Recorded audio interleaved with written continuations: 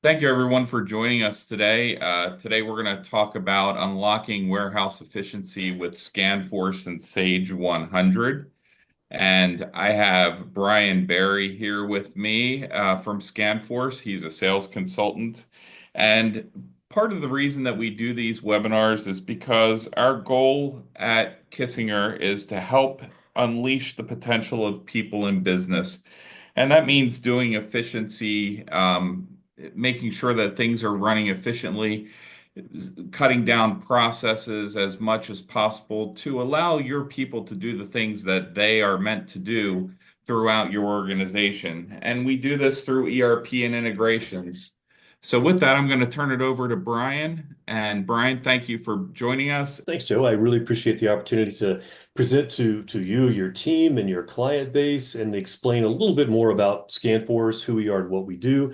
By way of introductions, I head up the 100 team here. Okay, so any sort of question that you may have about how this would work in your environment in the 100 world, please reach out to Joe or whoever on the Kister team that you talk to, and they will work with me. We'll set up a one-on-one conversation, and I'll be able to assist and talk you through that. Okay, so let me jump into our presentation. Again, name's Brian Barry. I'm pretty easy to find here at ScanForce. We'll give you all that contact at the very end. Now, one of the first things that I like to do before we start talking about all the functionality that we can do on mobile scanners and printers and things like that is to talk a little bit about barcodes themselves, because there's a great deal of mystery and maybe even some misinformation out there in the market about what the capabilities of barcodes are, and people may be overinflating that a little bit. So I want to sort of normalize that, get everybody on the same playing field, so at least we have a basis to start from. Once we understand the barcode that's on the box, then we can expand out and start talking about all the features and function.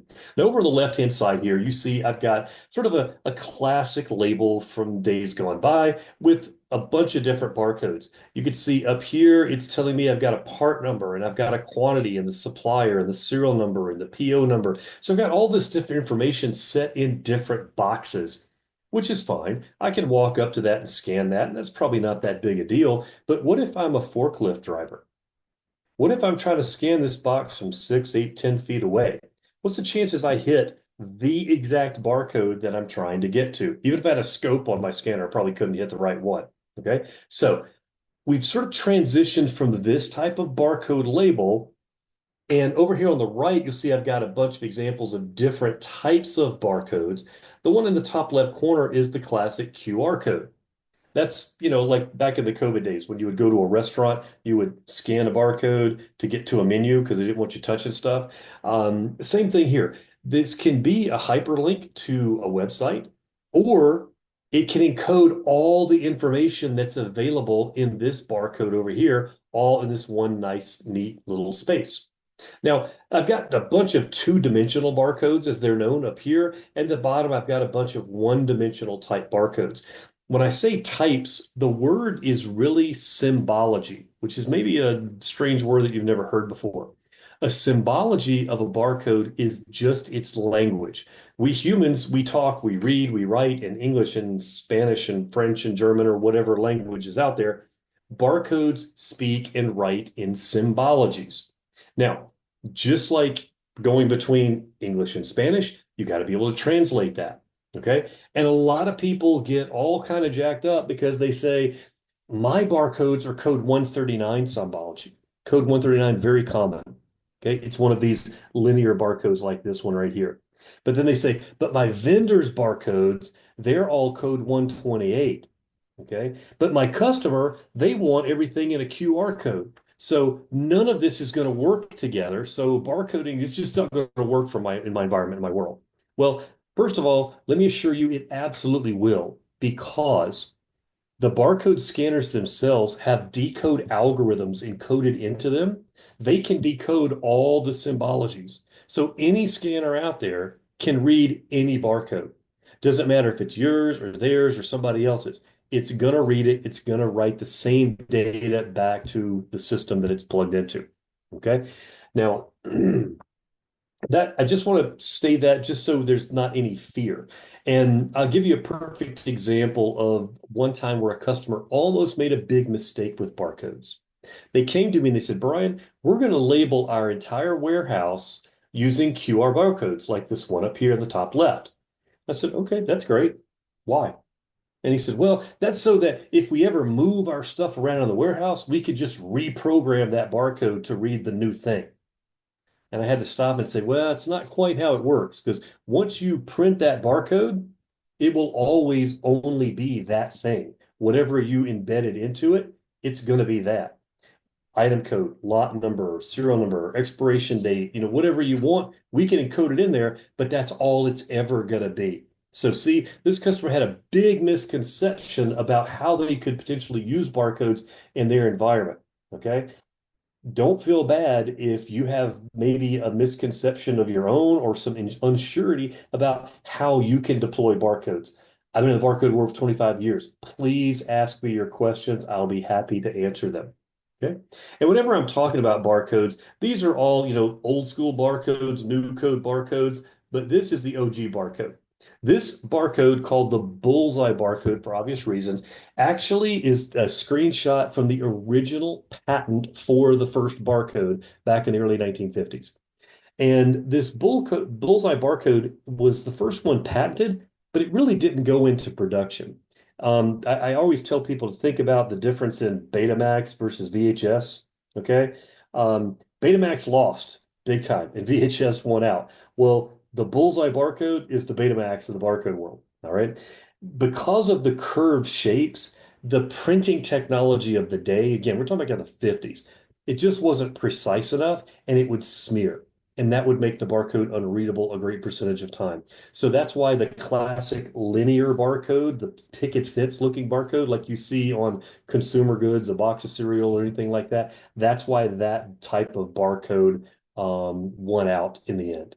Okay, so now that we've talked a little bit about barcodes, now let me move on and give you just a very brief history on ScanForce in case you're not familiar with us if we're not a known entity. First of all, we've been around for over 20 years. We actually grew out of a Sage 100 client. It was a 100 client just like you that said, hey, I want to scan barcodes and be more efficient and accurate in my warehouse. So something was written for them. It eventually got spun off into its own entity. The original name was Scanit, and then it got changed to ScanForce. Thank goodness, I like that name better. And here we are, 20 some odd years later. We have approaching 1,000 installs and approaching 10,000 users across Sage. In fact, we're a master developer in the Sage world. And what that means is we get an advanced cut of like 2025 Sage 100 that's going to come out next month. We'll get a copy of that. We can get our ducks in a row and we'll be ready to support it as soon as you're ready to upgrade. Sage actually has also come to us and said, hey, we love the product that you have for 100. Could you port that over to other Sage ERPs? And we're beginning to do that. We now have multiple other Sage ERPs that we interface with because of the success that we've had with the 100 product. Okay. Now, what is it exactly that we do? Well, first of all, you see that term in the upper left, WMS. That stands for Warehouse Management System. Okay. Basically, that's barcoding. Okay, a warehouse management system is just the barcoding system that you use in your warehouse. We have three different versions or editions or flavors of that. We call them Core, Select, and Premier, and each one of them has a different feature set. So no matter what your needs are, no matter what your budget constraints are, we've got a version that's going to fit your needs. So again, when you reach out to Joe or someone on his team and you say, hey, I do want to talk to that barcoding guy, then the first thing I'm going to do is run through a whole bunch of Q&A, find out everything about your operation so I can make an educated recommendation and say, I think you would best fit in our select version right out of the gate, for instance. Okay. It's got the feature set that you need, but hey, you've got Premier as a growth path that you could grow into. Okay.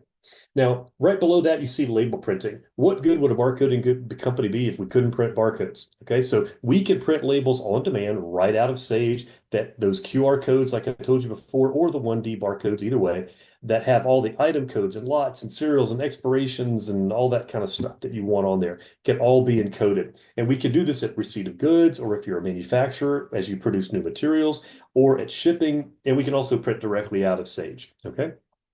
Now, over on the right, you see manufacturing there on the bottom right. So for those of you that do more than just distribution, if you're actually producing, you're probably using a product like bill of materials or production management. Some of you may still even be using the old legacy work order. Okay. Here's a little secret. Don't tell Sage, we still support work order. Okay. Even though they're trying to get you to move to production management, we can still support that. Okay.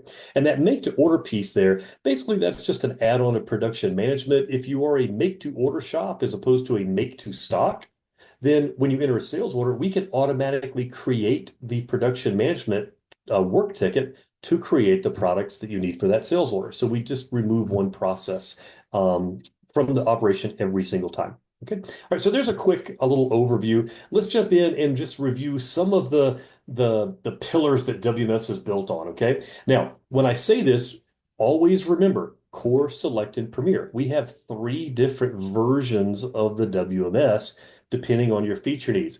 Not everything that we're going to talk about today is going to be included in all of those because not all of you need all of those functions. So this is very modular and you can add the pieces that make sense for you. And again, you have a really nice growth path. Okay, so let's jump in and talk about really the biggest fork in the road when I'm determining which version I think fits you best, and that is multi-bin.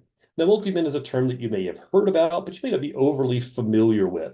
We, ScanForce, wrote a multi-bin solution for Sage 100. It lays on top of Sage 100 inventory. It's a module.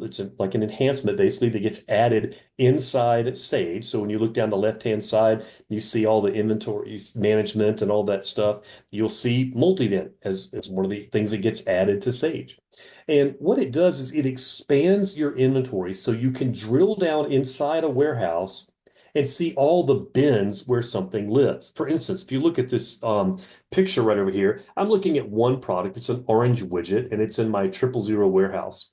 And now, instead of just seeing I've got 1,000 of them on hand or what have you, I can look at every place in my warehouse and see an actual quantity assigned to it. I have two picking locations. One of them is on aisle A and one of them is on aisle B in my shelving, my racking system.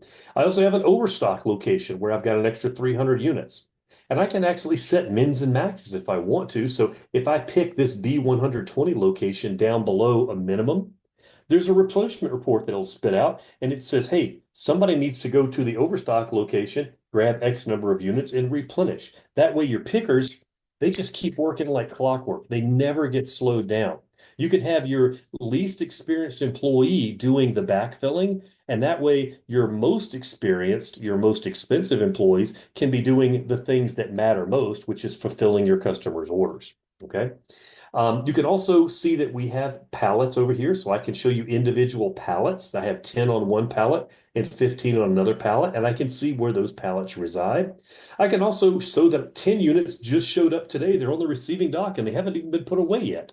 So this is the granular level of visibility that you can utilize. Now, you don't have to have yours set up just like mine. This is actually a blank canvas that we help you flesh out during the implementation process.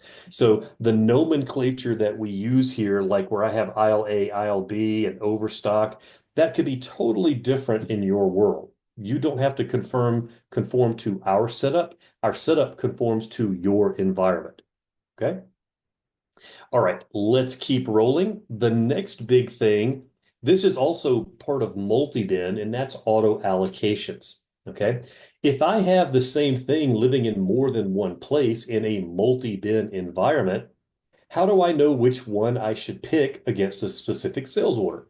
Well, a lot of people want to run a FIFO environment. And that's the example that I've got there in that picture. It's just first in, first out. Basically, let's just get the oldest stuff out first before we get newer stuff out. Okay. Now, FIFO is not the only way we can do this, but it's a good example to use. So for instance, if I have three locations in my warehouse and I have stuff that came in yesterday in one, and stuff that came in last month in another, and stuff that came in last year in the third location. Well, when I enter the sales order, I want my people to pick from the stuff that came in last year. That's the oldest stuff. I want that out first. But in their mind, they're probably thinking, oh, I just received some of this yesterday. I know where that is. I'll go get it. Well, see, they're shipping the newest stuff and ignoring the oldest stuff. This is the opposite of FIFO. Okay. So what we do The term auto allocations really means reservations. So when you enter a sales order, we can reserve the oldest stuff that came in last year in that specific bin. And then the very next thing that happens is directed picking. So on my scanner, if I'm picking this sales order, I have the list of all the items on my handheld handy dandy scanner here. It's going to say, Brian, you need to go to location B130. That's where the oldest stuff is. And I've reserved 12 units there for you. And it will take me to that bin. Okay. Now, here's the beauty of directed picking. Think about how long it takes you to get a new employee up to speed and ready to go and working efficiently in your warehouse. They have to remember where everything is. They have to learn how the paper flow works and all that. With ScanForce and with directed picking and multi-bin, if somebody can read, they can be just as efficient on the first day as somebody that's been here for 20 years. Because on the screen, it's going to say, go to B130, and I walk there. And it's going to say, scan the barcode at that shelf. And I go beep, and it says, yes, Brian, you're at the right place. And then it says, scan item 12345. And I scan the barcode. It goes beep, and it says, yes, Brian, you've got the right item. And then it says, grab 12 of them. Okay. So I'm validating all of the entries along the way as I go on the handheld, and the handheld is telling me exactly what to do. Another aspect of directed picking is if I've got a 10 line item order, line item one may be on aisle A, okay, on the far left-hand side. But line item two may be clear the other side of the warehouse. But guess what? Line item three, it's back over here on aisle A. The inexperienced worker would go to aisle A and then go across the warehouse and then walk back across to where they just were to pick the third line item. Directed picking removes that. Directed picking will actually shuffle the pick order and put it in pick efficiency order. So now the system is telling you not only where to go to pick, but what order to most efficiently pick that order in. What we're trying to do here, folks, is eliminate footsteps because footsteps cost you money in your warehouse. The more time people spend walking, the less they're actually working. So we're going to limit the footsteps so they can work as efficiently as possible. Okay. Now, moving on from multi-bin, I'm going to diverge from general distribution just for a moment, and I'm going to talk about manufacturing for a moment. So I mentioned this briefly in the earlier slide there. The two biggest players in the Sage 100 world when it comes to manufacturing are bill of materials, BOM for short, or production management, PM for short. So BOM, bill of materials, is essentially an after the fact product. After you've done something, you can tell Sage, I use these things and I made these things. And ScanForce will allow you to print a label there. We talked about that earlier as well. So I can label my finished goods. And if I'm in a multi-bin environment, okay, then it can even tell me where I need to go to put it after I'm done. All right. Now, production management is a little bit different. Ultimately, you get to the same place, but with production management, it's more of an as-you-go process where I can tell the system, these are the things I'm going to use. Okay. And these are the things afterwards that I did as a completion. And production management allows you to track labor as well. Now, in our management console, which is essentially akin to our dashboard, if you will, we have a special labor tracking tab. So all your labor transactions will come into there. And if you have 3 or 4 or 5 people that work on a particular project, all their individual labor transactions will flow in there. You can group them together, look at them, and once you're happy, you can submit them all as a group, and they will then go and update the production management work ticket back in Sage. Okay. There's a lot to talk about with manufacturing, especially around production management. So I'm gonna diverge from there just a little bit. If you're into manufacturing, if you do PM especially, we need to talk because we've got some really cool tools that you can use to become more successful. Okay. So that's just kind of an overview of some of the high level stuff that we do from a manufacturing distribution standpoint. But what I'd like to do now is talk a little bit about benchmarking. I'm a big fan, a big proponent of benchmarking. I think it's something every company needs to do, but it's something that we just never seem to have enough time. And by benchmarking, what I mean is you are a Sage 100 customer, you have a warehouse. Stuff comes in, stuff happens to it inside, and it goes back out again. Okay. How do you do that? Okay. Well, chances are you're probably doing it the way you've always done it. Okay. But how are other people doing it? There are 14,000 Sage 100 users out there. What are they doing in their warehouse? Okay, so this little section of my presentation called What's Hot Right Now, what I'm going to do is I'm going to share with you some of the most popular add-on processes and features that the Sage 100 customer base at large are coming to me for and saying, Brian, how do I do this better? How can I handle this situation? So let's dive in and take a look at some of the things that are really popular right now. Okay. One of them is called order assignment. Now, if you have a paper-based system without ScanForce, you print pick tickets and people go out and pick those orders. You probably put them in stacks and you've got five pickers. You divvy them up into five different boxes or bins and they come grab their bin and that's what they do for the day. Okay. Well, how'd you like to go paperless in your warehouse? That's a good buzzword. Everybody wants to be paperless nowadays, right? Save the environment, save a tree. What we can do with order assignment is through our management console, that dashboard that I mentioned before, you'll have a view where you can see all of your orders. And you could say, show me just the ones that need to ship today, or just the ones that need to ship tomorrow. And then you could say, show me just the UPS orders, or show me all of the LTL orders. So you can filter that down to whatever subset of orders you want. Then you can assign those out to individual pickers. And you see the guy standing there with the little scanner in his hand on his screen, it will have a list of orders. And by balance the workload, what I mean is if I have a 100 line item order and then I've got a bunch of 10 line item orders, well, I can't assign one order to each person. Okay, that's not balanced. But I could assign the big order to one person, and then I can assign multiple orders to picker number two and balance the workload. And I can even prioritize them. I can say this one has to be picked first because somebody's on their way to get it. Okay. Or these have to be picked early because they're going out UPS and the UPS guy is going to be here at noon. Okay. So we'll do those first, then we'll get to the LTL stuff later. So it really allows you to slice and dice your data and distribute it however you want, manage it digitally. Okay. And again, going paperless, never a bad thing. Okay. So order assignment is an add-on enhancement. Okay, over and above the normal distribution system, because not everybody is going to need or want to do this, but it's a cool feature that you can add on if that's important to you. Now, ScanForce, again, being very modular, you can add this on day one and use it right out of the gate, or you could use the paper pick ticket method for a while. And then if you decide, hey, we could probably add a little efficiency here too, then we can add that on at any point in time. Okay. All right, moving on to the next topic. Starship integration. I actually did a webinar just yesterday with the folks from Starship V Technologies, their parent company. Okay. And what this basically means is if you're using Starship to print shipping labels for your carriers like UPS, FedEx, US Postal, whatever, normally, what you would do is you use ScanForce handheld. You pick your orders and say, here, I got this item, I got that item, and I'm going to put this in box one and this in box two, and oh, I'll add this over to box one as well. And you get your order ready to go out the door. Then you would go to a PC and you would log into Starship and you would find the order and click a few buttons and then hit the final button and the labels will start spitting out. Okay. Well, we're going to cut out the middleman for you.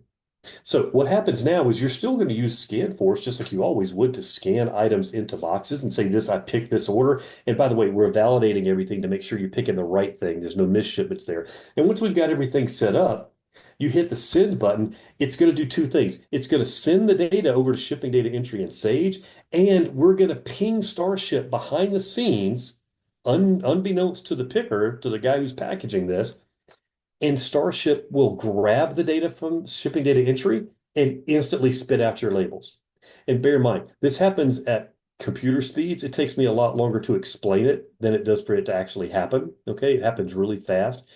We're basically removing the need for the users on the shipping desk to interface with Starship at all.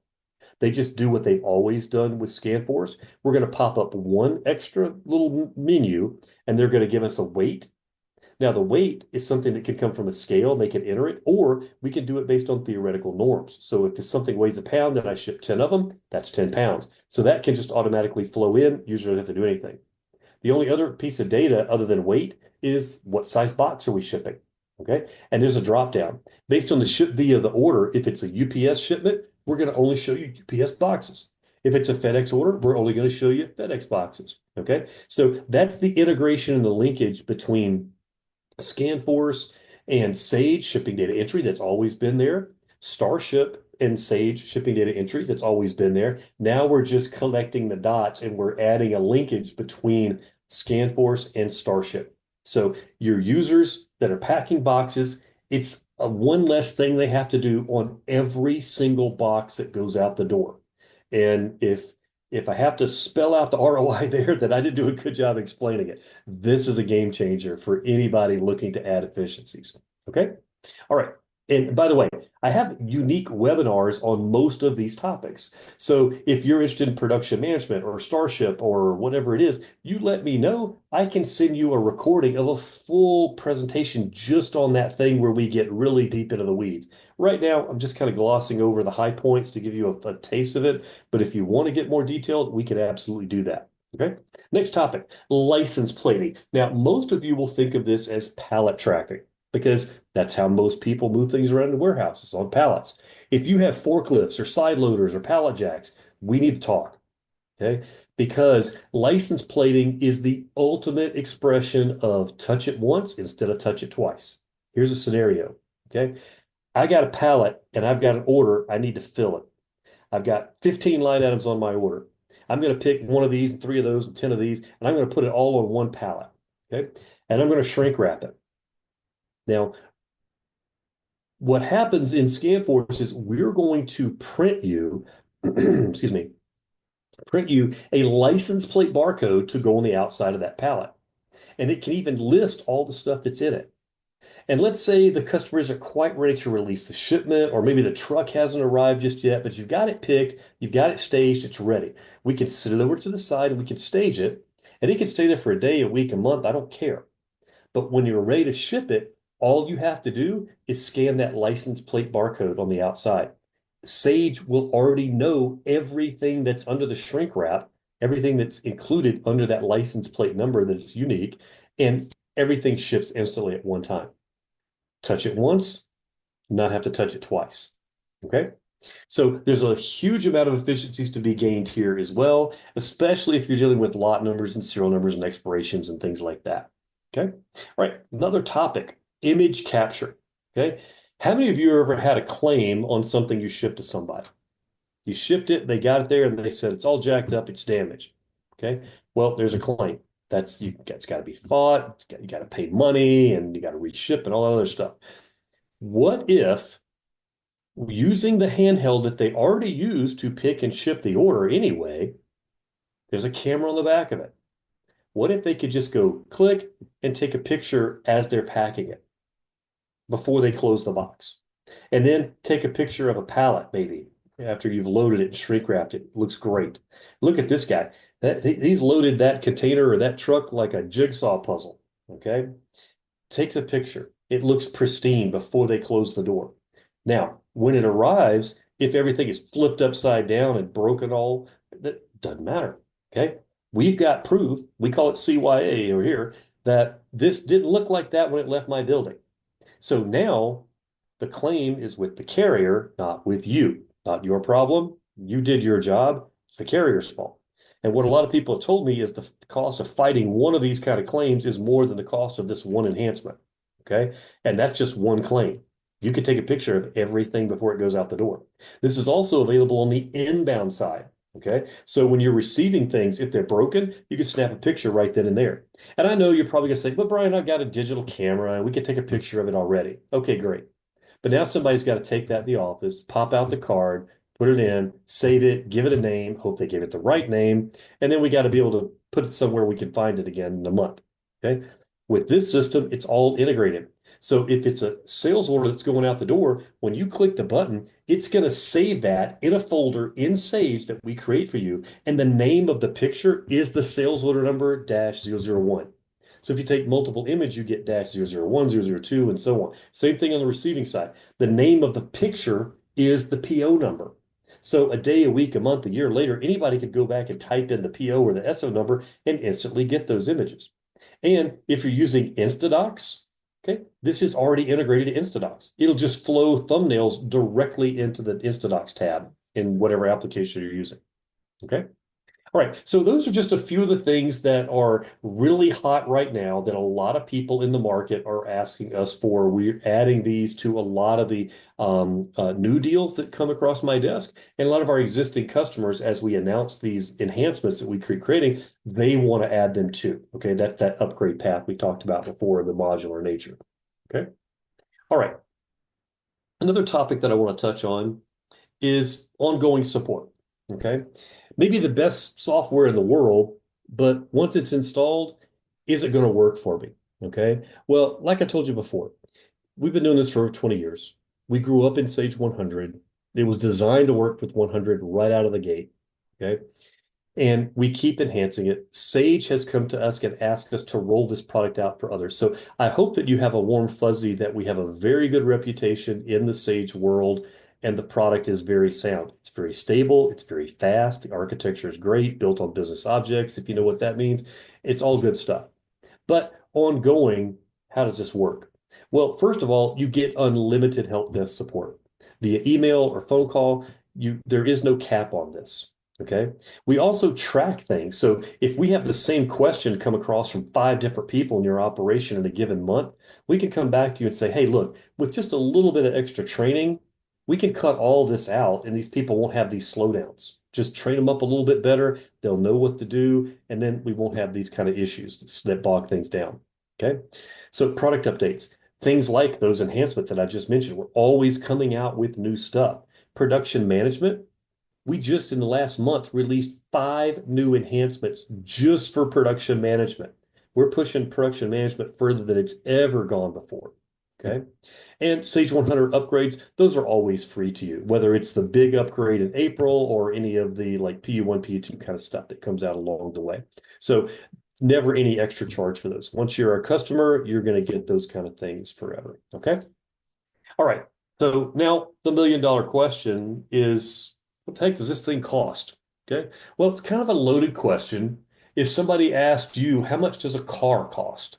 Probably wouldn't know what to tell them, because you could buy a used Yugo or you could buy a loaded brand new Benz. Okay.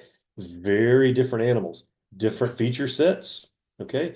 Different levels of expectation and very different price tags. Well, we're much the same way. Like we talked about before, we have Core, Select, and Premier, the 3 different functional versions of our software. Depending on your needs, you may only need the most basic version. And it's not like a small, medium, large company kind of thing. We have some very large companies that use the Core version, our most simple, concise version of barcoding. It meets all their needs. And we have some, what I would call mom and pop shops out there that use our most sophisticated version because it has a ton of efficiencies built in that allow them to do a lot of things with a very few number of people. Okay. There's a big difference in a 2 user deal and a 60 user deal. Okay. Because there's licensing and there's hardware involved. You've got to buy scanners and printers. Okay. Now, those are one-time expenses and they'll last you forever. In fact, if you're familiar with handheld technology, we still have some users that are using old Windows Mobile and Windows CE type devices. Okay, those things have been outlawed years ago by the manufacturers. These things predate Android, to give you some idea of how old these things are, but they still work, and so they're still using them. So, like I said, the scanner, the hardware, that's a one-time purchase. So I cannot tell you today how much it's going to cost because that's a wide range. Depends on what your needs are, how many people, how many scanners, how many printers. But after the very first conversation that we have, I will be able to provide a budgetary quote for you within a day or so, and you'll be able to see pretty close. This is what it's going to be at the end of the day. Now, quite often we do the discovery call. I give you the budgetary quote. We do a demo. And then once you see the demo, you say, oh, you know what? That piece, it sounded good when you explained it, but after I see it, that's probably not going to work for us. Can we take that off the quote? Sure, no problem. But I think we're going to want to do some extra cycle counting now that we have the capability. So let's add an extra scanner so somebody can do cycle count. So there's a little give and take there on the quotes. This happens every time. Nobody ever signs the first version, trust me. But in general, this is not a statement. This is a general statement on barcoding systems. The normal payout on this is somewhere between 6 and 18 months. And I know that's a pretty big range. but that's simply because there's a pretty big range in the cost of these systems based on the size and the need of the individual user. Okay. All right. Well, that is a quick overview of ScanForce and some of the things that we do. So I think that we can open this up to Q&A at this point. There's all the contact info, that email info at ScanForce. That comes to a whole team of us here. I'm on that team, so I promise one of us will get back to you very quickly, or just call the number. I'd be happy to talk to you. I think a great starting point would be talk to Joe or somebody on the customer team, and they can get in touch with us and let us know a little bit more about you, sort of preface the conversation, and then we'll come in already prepped and ready to go. We have tons of other information that's out there and available on our website, scanforce.com. We also have our own YouTube channel. If you go to YouTube and search for ScanForce, you'll find it. There's dozens upon dozens of videos of webinars just like this about specific topics like production management or our Starship integration. There's unique webinars that get really deep into the weeds in those. I'll be happy to share all of that with you. Just tell me what your interests are.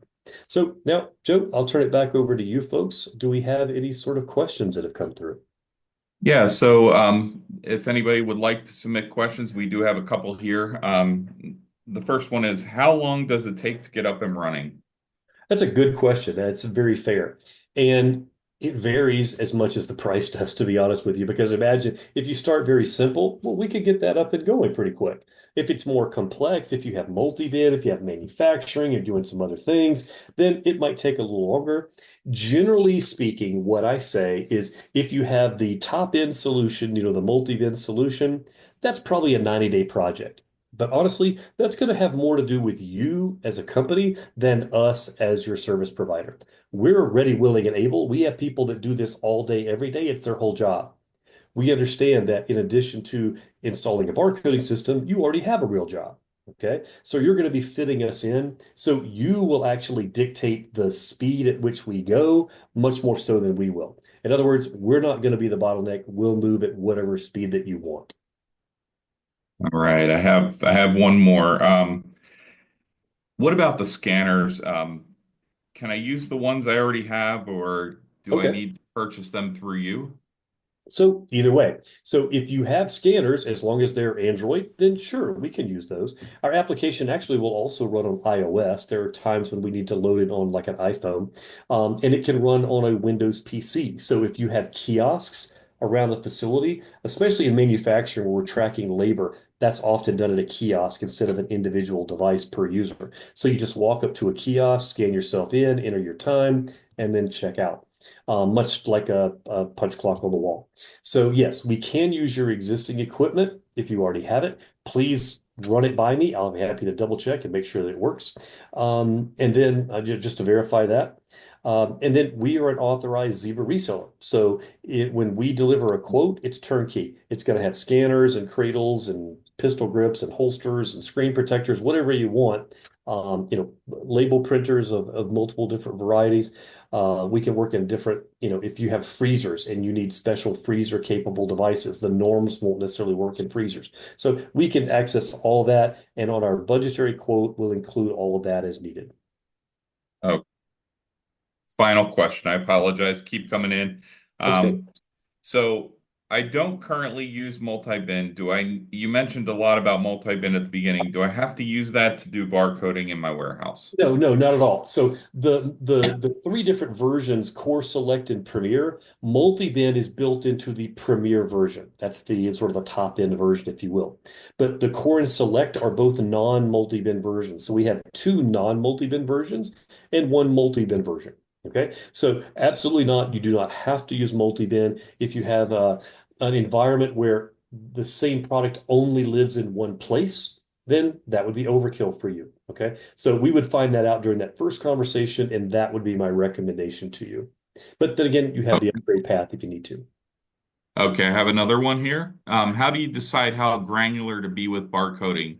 From the simple case of putting a barcode on a bin and having an employee scan it, then enter the number of parts they took, placed manually, possible user error versus the extreme of giving each individual part a unique barcode sticker and forcing the user scans each one to show exactly what was taken or placed. The second option displayed really, that's not really done unless it's a serialized product. So if the products are serialized, then that 2D barcode that we talked about, there'll be a unique barcode on every item with its own serial number. And the item code and the serial number are embedded in that barcode. So when I scan it, whether I'm putting it away or moving it from point A to point B, or doing a physical count on it, or picking it to ship, or moving it to manufacturing as a component. When I scan it, I'm going to capture the item and the serial at the same time. So yes, I would know that. But if it's not a serialized item, that's really not necessary. If it's a lot controlled item, same thing. There would be a barcode and it would have item code in lot, but you might have multiples of that barcode that exist. If you had 50 things from one lot, you might have 50 barcodes that are identical. They're all the same lot. So there's no differentiation within the lot, but we do want to know what lot something came from. And then you have general inventory that's not lotted or serialized, in which case they're all just commingled. That case, you would just scan one of the items to identify what it is, and then tell me that you picked 20 of them. Now, we do have the ability through settings to turn the scanner into a counter mode so that I could scan 20 of those unique items, even if they're not, serialized, and it would count up. It automatically increments the count up by one with every scan. So I would pull the trigger 20 times, and the system would say, Brian just pulled 20 of those. Okay. So yeah, that's an individual use case thing, and I would love to have a one-on-one conversation with you about that. Okay. Excellent. I think that is all. Can you go to the last slide, please? You bet.